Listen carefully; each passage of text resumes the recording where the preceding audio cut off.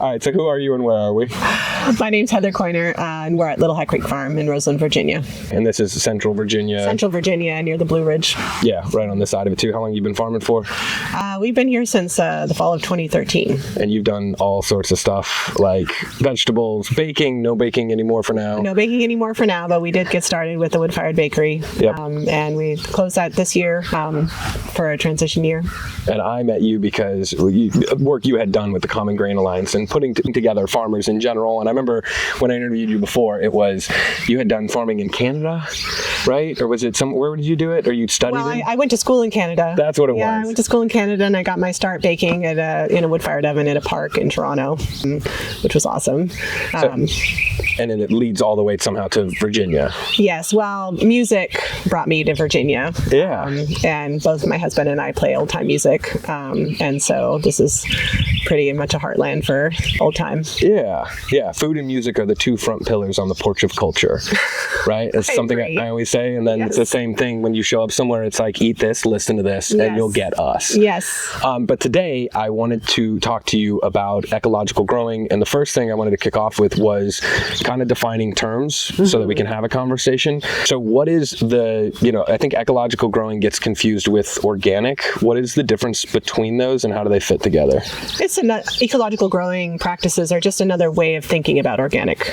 Most people think, of agriculture as a dichotomy between conventional, where you use chemicals and you have a monoculture in a field with big tractors and everything, and organic, which is more touchy-feely, no chemicals, no, maybe smaller scale, maybe not. But in reality, there's a lot of ways to do organic. And one way would be to take that conventional image as a starting point and just make organic substitutions. So instead of using chemicals, you're using organic certified organic inputs, but you're basically still a conventional system. And so rather than using that as a starting point with ecological growing, I think more of like a forest as a starting point. And then you're just clearing just enough away so that you can get marketable crops out. Yeah. But you're maintaining a lot of the elements that make a forest. And, so what are those elements? There's, biodiversity, obviously. There's, both underground and above ground. You have large trees, you have perennials, you have bushes, shrubs, you have weeds, which are basically, fast-growing annuals that do a lot of hard work. That's great. Weeds are fast-growing annuals. I've never put them in the plant category like that. Yeah, but they do a lot of work for ecosystems. They support a lot of biodiversity, and they provide cover over bare soil in case of a disturbance, which protects the soil and puts roots into the ground. So, so thinking about farming is a way of like, how can we make enough space in this ecosystem for our plants, the ones that we want to grow, our tomatoes and our squash and our lettuce, to thrive without disturbing too much of what's going on. The terms that you were using too about the forest and like some of these zones, it starts to sound a little bit like permaculture. So where does permaculture get misused as a term? Permaculture isn't misused at all. It's a very valid, it's another way of doing organic. And it thinks about, I really like permaculture concepts because it really incorporates humans and human activities into the landscape, which I think is important to remember that we as humans are interacting with our landscape and we are part of the ecosystem, for better or worse. And so how can we make our presence beneficial into that? So as a parent term, take me through the hierarchy of the terms. Which ones live inside the other ones? I think all of these sort of ecological growing, natural, certified naturally grown, more organic, I've heard, regenerative agriculture, all of these sort of fit into a concept of organic, organic as the regulations state is simply you're not applying chemicals. But, if you flip that negative framing into a positive framing, what are you doing? There's lots of ways to think about what you are doing. And this is ecological. Yeah. So one of them is, thinking about starting point as a forest, and then you're like making space for humans and human activity.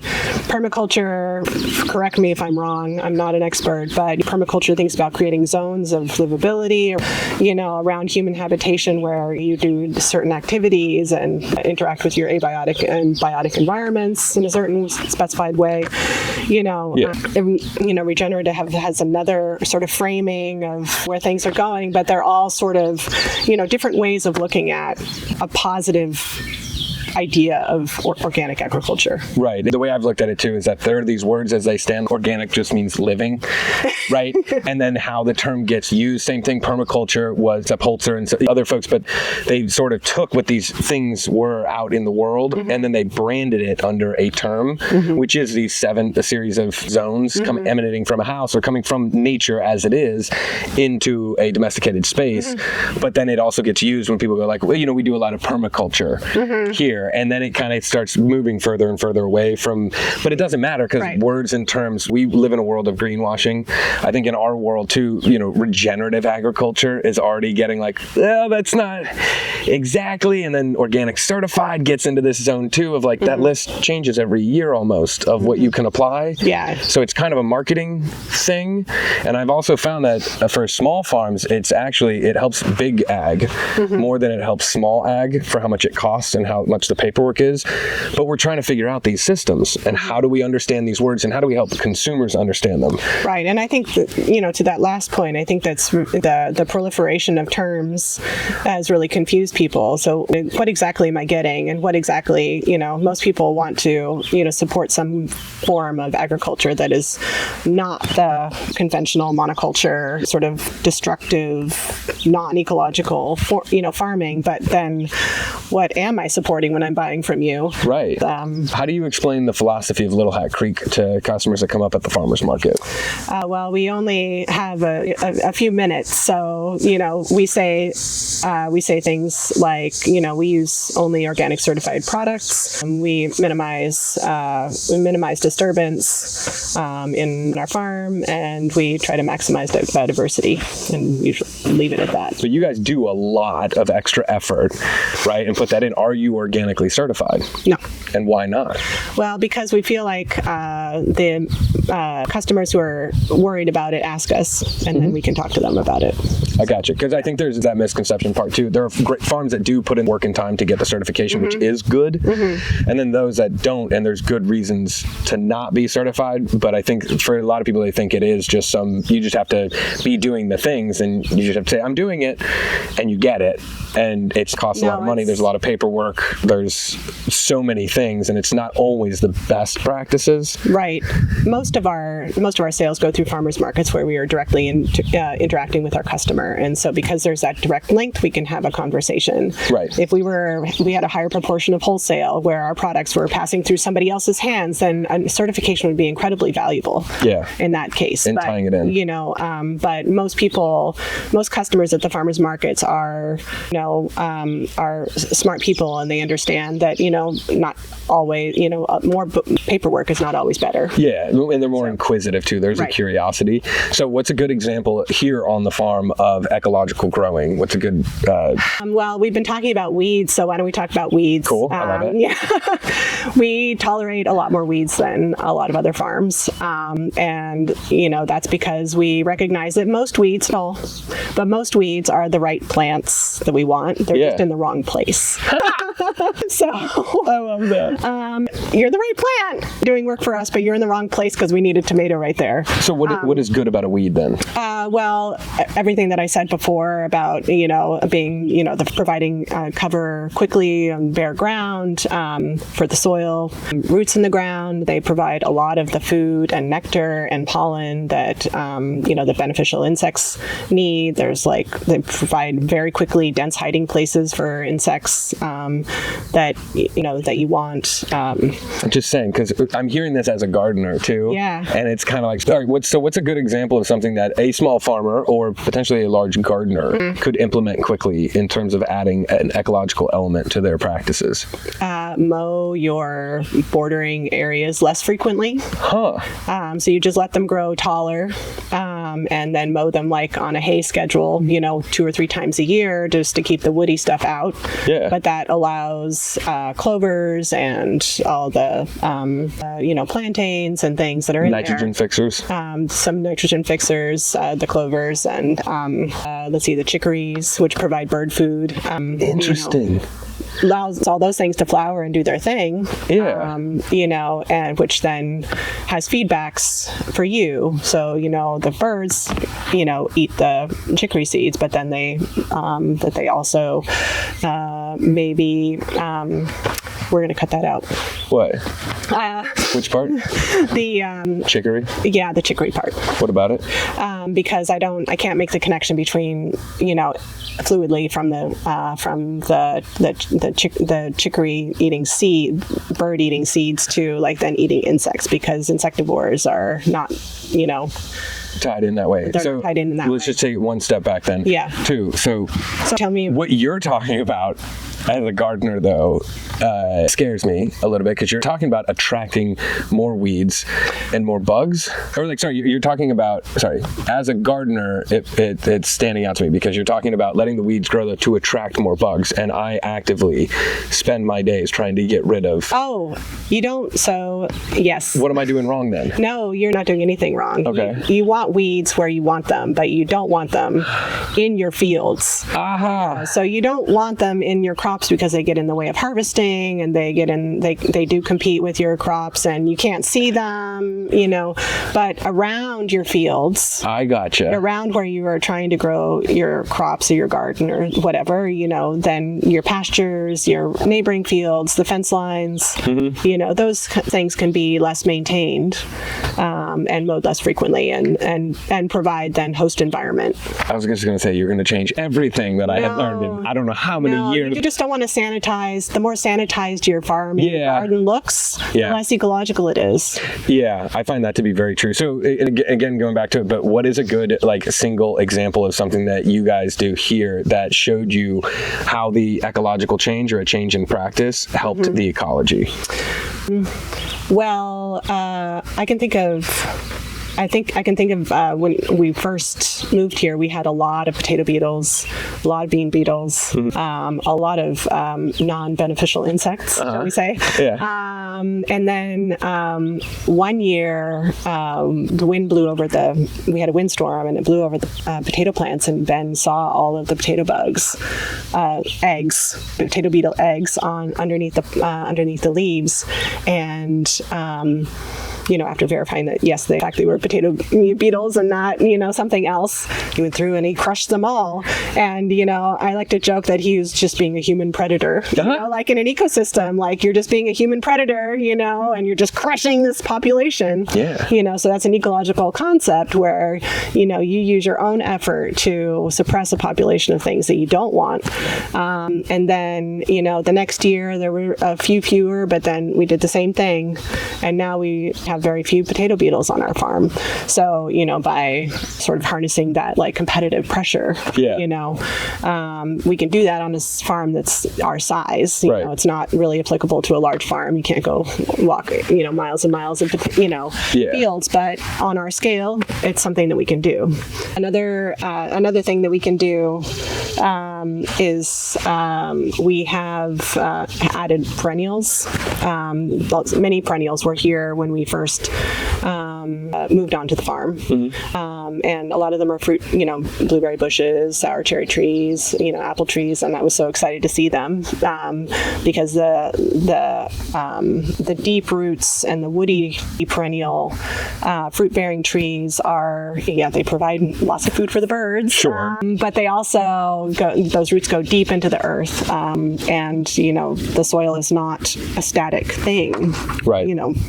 They're right next to our annual fields, and so all of these annelids and arthropods and fungi and bacteria are just moving back and forth between these two systems, basically our annual fields, which are more highly managed, and then the perennials, which are continuous and year after year. That creates underground biodiversity that our annual crops benefit from. And we've seen greater infiltration of water. We've seen our root balls are much bigger. In our first year we pulled up an eggplant and its roots went like this. And you can see how far they went. You can see how far they went. They just went sideways because they couldn't go down. Yeah.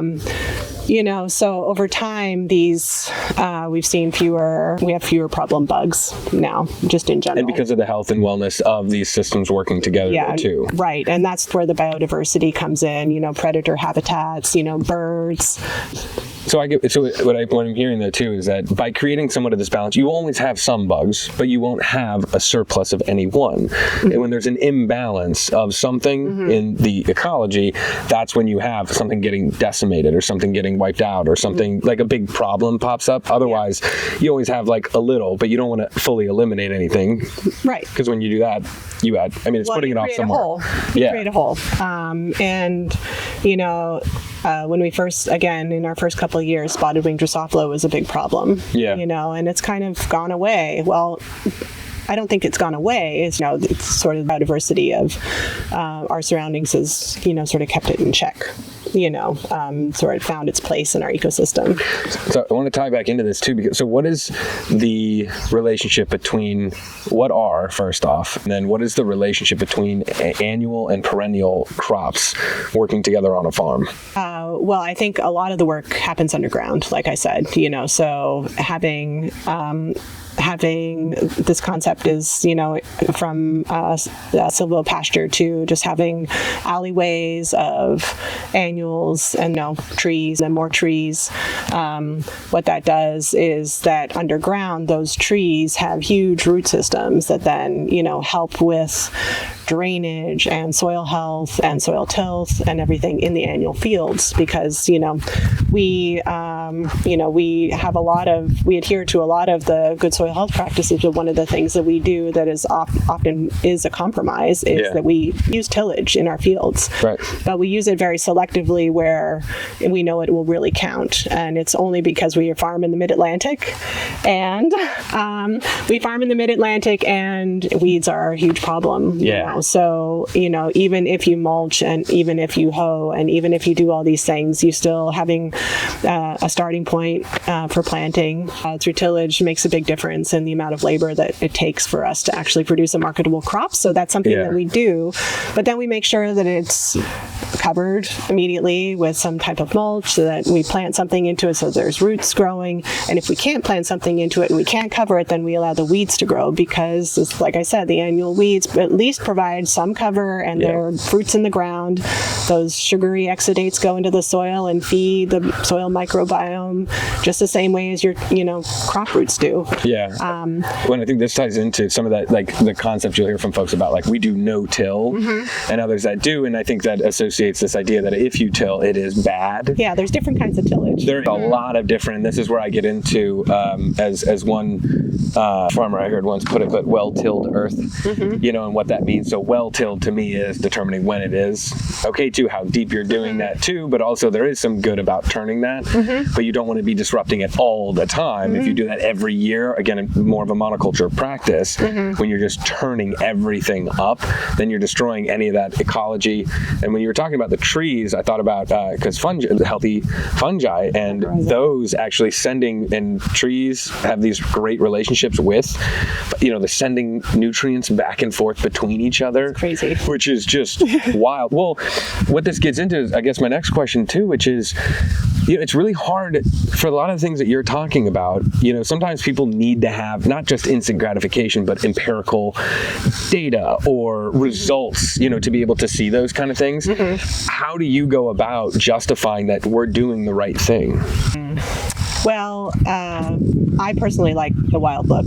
I like the way it looks, and I like the way it feels, and I like watching hawks, perch on our power lines and hunt in our fields, and vegetable fields, and I like watching the swallows and swifts, going hunting. I was just watching it, and you just see them standing up there, and they're just like scouting and like waiting, and then they'll just dive bomb. They dive in. And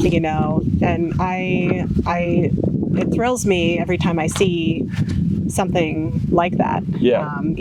Just the predator of the day is the spotted lanternfly now, and we have nymphs on my blackberries, and the other day you have what? That spotted lantern lanternfly nymphs. The nymphs are I thought you had nymphs the as immature, well. Yeah, the immature stage. And I just watched, while I was picking the other day, just watched an immature assassin bug stalk one, and I just love seeing that. Well, I guess that brings in a good little mini conversation too, though, which is these spotted lanternflies. It is brand new this year. Kind of, they're coming down from the north, is what I was being told. Like they're starting to, I'm starting to see them. Well, I was walking the farm earlier, and I saw there's one tree, the foliage is all gone on the edge by the creek, and there's another smaller sapling. It's covered in them. So, what are your thoughts on how they're approaching, and how are you going to handle this new addition to the ecology? Well, we're crushing them whenever we see them. Oh, you are? Okay, yeah. We are crushing them whenever we see them. And beyond that, we are watching, and we're just going to see what they do. Yeah, what they go for. Yeah, I mean, you do anything, you kind of have to observe them. So we'll observe them and, crush as many as we can, do the human predator thing. Yeah, and then figure out what natural predator, or is that what you'll try to do, is like offset or like figure out how to adapt to the system? We will probably not do that actively. We might, if they are a problem, I will probably do some research to see what their natural predators are, and then see if we can plant something to. Well, there's no natural because we don't have. Well, what our current ecosystem of predators is, Who's on the short list of who can go after? I was reading that bats like them. So maybe a bat house would be in our future. Okay. And then did you guys have the same thing? Do you remember with stink bugs when they first came and they started? Do you remember when that happened? It was about 2012. I think it's a big stink bug year. 11 and 12. And then that, so when stink bugs showed up, what was the relation? Were you farming at that time too? I was just starting. Okay. So how did you handle that, and how does that tie into what's happening with the spotted lanternflies? I don't have much experience with that because I was just starting when stink bugs were around. They mainly they pierce young immature fruit, and and then they leave this like characteristic scar on the immature, like tomatoes, or and sometimes it causes rotting because it pierces the skin. And so I think in our style of farming, there isn't a lot of action really taken to those sorts of things, because in our experience, it usually, if we have a bad year, then the next year is not so bad, and so like our action is maintaining diverse farm system, and trying to keep as many different kinds of habitats on our farm as possible, so that we can encourage, if there is something out there that likes to eat the spotted lanternfly, that they will find a home on our farm.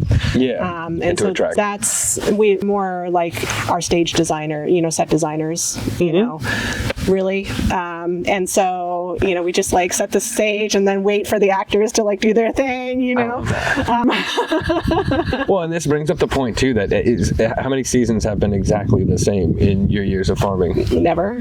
And it's not necessarily that you could come here and after 20 years, now you fully get the spot because the ecology. Well, that's why it's so fascinating to farm. The year is different, and every year presents new challenges and new wins. And, things are always changing, and you're always responding to, what's around you. And it's responding to sort of natural, ebbs and flows. And that feels really good. And if you didn't call yourself a farmer, more adequately get the name right, what would you call it that you do? Ecological set design? I don't know. So ecological set designer? Yeah. I kind of like that, but I like thinking about it in different ways, because farming, I think, again, it's just, I usually ask this too, but is farming an art or is it a science? And where do you? Both. It's like a craft too. All three of those things. Yeah, I mean, there's a bit of science behind it, and the more science the better your decision making is. But you can also get away with simple observation, which at the heart of it, that's what science is. And so, as long as you pay attention to what's going on and you notice and you take good notes, you can learn a lot about what interactions matter on your farm and what spaces are really doing good work for you, and then you can make adjustments. And the art is really, I like to say that if it's something, if something is beautiful, it probably is, because form follows function, so things that are working well are also beautiful, and often the reverse is true too. Give me an example of that out on the farm. A healthy plant is very beautiful. It's producing bountiful fruit. And even though I can't see or measure what is going on in its roots, I know that because of its beauty, that whatever I'm doing in the soil, it's giving it what it needs. So that's, the function following the form. I like that a lot. I kind of want to write a job description for like a farm, but like completely you leave out the term farmer, leave out, like, would you like to be an ecological set designer? Would you like to do this and this? And then it's I just made that up, so don't. I think it's great, but then the same thing, somebody would be like, I want that job. Like we call it farming. And they're like, I didn't. Isn't that a lot of work? Isn't that hard? It's like you liked it when we put it this other way. The other thing that going back to your question, like what evidence do we see that it's working? I can think of one concrete example. In 2016, right after we built the big bakery and processing building over there, we had 9 inches of rain over 3 days, which caused our creeks to overflow, and it caused flooding. And because our farm is at the bottom of this basin, all of the water that was collected in Schaefer's Hollow came down onto our farm. And so we had rivers flowing onto our farm, and I was out there with the shovel trying to divert, puddles and huge ponds. Divert away from the fields. And at one point I just stopped what I was doing, and I said, is this what I'm seeing? And I was right above our blueberry planting. And I saw this water just flowing into the blueberry planting, and I was like, where is it going? It's not going around it. And I went back down, and it wasn't below it. It's like, it must be going into it. And then I was like, wow, those blueberries are doing a lot of work for us right now. Like, I could be, shoveling. Roots are being a sponge. That's what I got told by one farmer once too, was like, if they could ever add anything onto their farm, if they could add any infrastructure, anything, it was a pond. And like the sign of success, one more percentage of organic matter in the soil meant that it can hold 40,000 gallons of water. And again, I don't know how much that is true, but it's just this idea though too of thinking about the land in that way too, the value of that land too. How much water can your land hold? Right. Hold on to so that it is drought resistant, so that it is, you don't need massive irrigation systems. Well, in that moment, I was like, these perennials are doing a whole lot of work for us, and they are making our farm more resilient. More spongy. Because, all that infiltration means that we can have a flood event, which are becoming more frequent with climate change, and not have it be as destructive. So why don't, a lot of vegetable farms that I do know don't do a whole lot of perennial plants. Why don't they? Well, it's a completely different workflow, for one. So, it's one thing to add another annual crop, and basically fits into your system of preparing beds and then harvesting and then putting them to sleep in the wintertime. But, the perennials are a completely different timeline and workflow. And so that is, adding that pivot is often a lot. And then the idea that you have to maintain plants when they are not producing something for you is, something that is not really the annual mindset. Annuals, they're making something for you, so you're tending them, and then you harvest it and then they're done, whereas after you harvest your trees, then you still have to weed them and fertilize them, and then prune them and, protect them from. But for what you're saying, though, it adds to that ecological strength in terms of those root systems and everything that it's setting down builds, whether it's mycorrhizal networks underneath or building out so that it's water retainage too, which will help the other plants later. So it's a benefit and a perk, but it's adapting farms to different systems of workflow. Right. And also the idea that soil is not a static thing. So the soil underneath our tomato plants isn't, it's a mixture. It's a very dynamic mixture of parts of other parts of our farm. That have been moved there by all the different things that are moving around. The roots, the arthropods, and everything. So, just for me, what are arthropods again? Can you remind me? Because I don't remember that one from school. It's a form of insect. Oh, okay. Yeah, there's just soil insects, soil insects, and soil worms are the annelids. Okay. And so they, they're all moving things around in there. And so I don't know how far.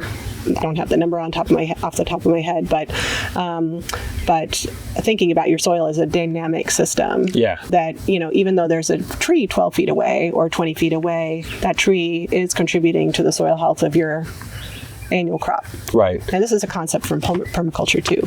Right. So that's what I mean. It's like pulling from certain different things. So your farm is never in just one thing, but I think it kind of helps with looking at where are you pulling ecological practices from. And it can be from these different schools of thought. There's certain ones that I think have gotten more popularized than others. And there's others also that I think some think that, you can only do at a certain scale. It's like, I don't know, styles of government too, right? Only works at a small scale versus a large one, or like which one's working, which one's not. All of them will kind of get you to an end goal, but it really depends on what you're trying to. A side question, is this creek called Little Hat Creek at the bottom of our fields down here is the East Hat Creek. Oh. This is the East Branch of Hat Creek, but that was too much of a mouthful for a farm. What was it going to be then? The East Branch of Hat Creek. Hat Creek Farm, yeah. Okay, so instead you are Little Hat We're just Creek. Little Hat Creek Farm. But this is the Hat Creek goes... East Branch of Hat Creek, and it goes down there and it joins Hat Creek. Okay, so what does that do in terms of the ecology of the farm? Well, it provides a riparian habitat for our farm, which and it's a huge it's at the bottom of our fields, and so that is what ultimately soaked up all of that rainwater. Gotcha. And had we mowed it or deforested it or filled it in or something, then it would not have been able to absorb all of that and caused runoff, which would have impacted then downstream the James River and the Chesapeake Bay. And so our contribution to the health of Chesapeake Bay is maintaining our riparian areas and minimizing erosion that is caused by deforestation and clearing for vegetables. You do have to do some clearing for, right. And the tillage disturbs the soil, but doing other things to offset that. It's not an all or nothing game. Right. Farming is about making trade-offs, and it's like, well, I'm going to have to till, so to offset that, then I'm doing other things to build soil health, like planting perennials, by maintaining my riparian areas, by keeping them covered, by allowing weeds to grow on bare soil, and just deciding to mow instead of whacking wheat with herbicide or whatever. I actually funny because I talk about this on the consumer side of things in this way. It doesn't matter to me if somebody is a carnivore, omnivore, herbivore, whatever you want to call it nowadays too. It's not necessarily, because no matter what food choices you're making in terms of what you eat, it's thinking about what are you taking out of the land. Energy is moving from sun to soil to grass or plant to animal, and then coming back through. So it's not necessarily, if you're extracting more out, what are you putting back into the system? And how are you doing that in terms of supporting farms that are doing these ecological practices versus just going to the store and getting something that, again, you're picking it up somewhere in that energy cycle. Right. But, if you're eating animal, that's more of that energy that's extracting, right, versus eating plant. So it's not necessarily don't eat this and void of all responsibility. What are you giving back? And it's hard to think about that in terms of like the larger scale. When we talk about this in terms of what is the point of any of that in riparian zones or trying to heal those up, what does any of that matter on the smaller scale? Does any of it matter? Like, how does it benefit us? Or I guess I should flip that. How does it benefit the system as a whole? How does it benefit the system? Yes. It makes everything that you can to make your patch of land that you're stewarding more resilient and more biodiverse will have knock-on effects downstream, literally, in the case of erosion, but it provides more habitat for animals and insects, birds, and it makes your patch of land more resilient because we don't really know what's coming in terms of changing climate. But the more options you have on your land in terms of diversity, I think the more likely you are to survive. Right. And also, I think resiliency has another side to it when it comes to farming, and that is being flexible. Like the farmer has to be, flexible. It's like, I've been doing it this way for 20 years, and why should I change? Yeah. Well, the reason you should change is because the landscape around you is changing. The environment. The environment is dynamic. Your farm is dynamic. Your soil is dynamic. Like you need to be dynamic too. Yeah. And be observant enough and humble enough to to see that and recognize it. It's the adaptability. So I do have a personal theory that the climate is changing. So as that happens, finding farms that are stagnant in their way of cultivating, they want to, I've been doing it for 10 years, I'll do it for another 10. That's not only going to destroy their business, but further that problem or some of the results of that. It may, fine. Yeah. It may be fine. It's not anybody's business, but I think the more open you are to what's around you and making based on what you see and what you know about your land, then the better off you'll be. Yeah, and it's into this bigger system too of how are we remaining kind of resilient. It sounds like the adaptability or figuring out how to some of these ecological practices, because it does add more time, it does take more effort, it sounds like, right? But it also puts you in a better position to be kind of ahead of problems, right? As they emerge, you can adapt quickly and be able to take those on. Would you agree with that or expand?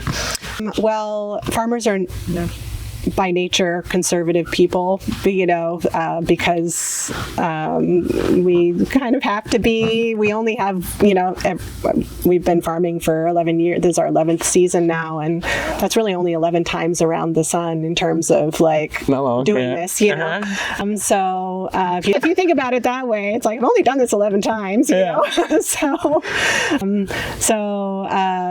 It takes a while sometimes for the need to really present it, in a forceful enough way that you're like, okay, I need to change, Yeah. That's interesting about the conservative part, because I've always found farmers or farming, that relationship to the land through a business, in a sense, is the greatest grounding agent of pragmatism, right? We don't have much of it left in the world, like we don't have many farmers left, but the reality is that, they like you. Perfect. But farmers as kind of the last bastion of philosopher of pragmatism, because what ends up happening is it doesn't matter if somebody comes in and they're very liberal with their ideas, let's just say, right? When you have to make sure a crop comes in and you have these ideals, eyes in the sky, you then learn after 2 or 3 seasons, like, I really wanted to do everything that, no, we're going to put this cover on or this plastic. I didn't want any plastic involved in anything, and then on the other end, if somebody comes in very conservative in a way too, you see how hard it is. And so it pulls you sometimes out of that conservatism in terms of only me, only mine. It's like, no, you realize I have to work with my neighbors. I have to lease some of their land, maybe. I have to help them out. I have to find these beneficial, so, not to call it socialist, right? But you have to figure out these balances. So it's this weird kind of job, the one that you're so tied into, you have no control. Yeah. Your first boss for everyone is the sun, right? Your first client for everyone is the soil. Everything beyond that, and you have such little control over it. So it's so interesting when I hear about too, and again, pulling it out of politics per se, but liberal, progressive, whatever you want to call it, conservative, right? Farming does this thing over years that the people that I find that have done it long enough where it hasn't destroyed them, because those folks calcify and they get crusty. And you know a crusty farmer. I know a crusty farmer. Everybody knows a crusty farmer, right? That's one way that it takes them down. And the other way that it takes them is they do become these enlightened thinkers. And I don't mean to over romanticize it, but my grandfather had a 3rd grade education, was an immigrant to this country, and he was the smartest, most uneducated man that I ever met, right? Yeah. And it's because of that relationship and understanding I don't have control fully, and I respect it, but I have these human inputs, and I will put that effort into it, and it is me who is going to do this. Yeah. So yes, some conservatism, but that is really, to bring it back to ecological farming, I mean, that is humans using your, like, our best faculty,